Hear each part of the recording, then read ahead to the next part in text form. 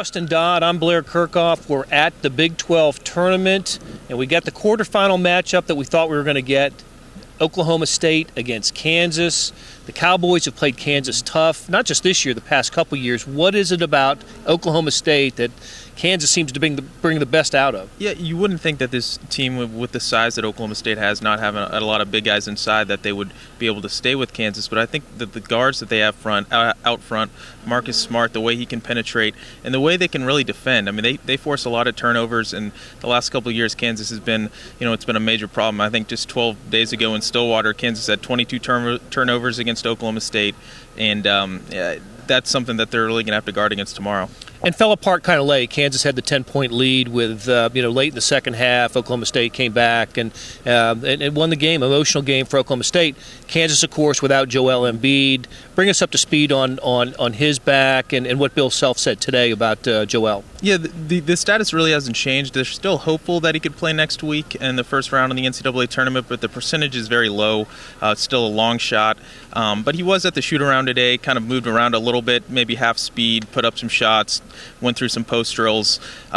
So he's still got, he's not pain-free, but he's still got some mobility right now. But right now I think it's just about the bone or the stress fracture just, taking the time to heal.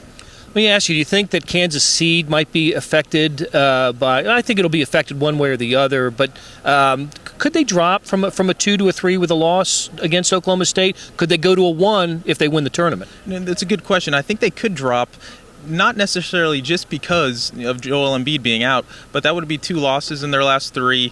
That would be 9 losses on the year. And I could see them dropping down, when you add in the Joel Embiid injury, you could see them dropping down to a 3. And I think with a win this week, and if they were to win the whole thing, Bill Self said earlier this week that he thinks a lot of it will depend on what Villanova does in the Big East tournament. If they win the Big East tournament, they might lock up that last number 1 seed in the East.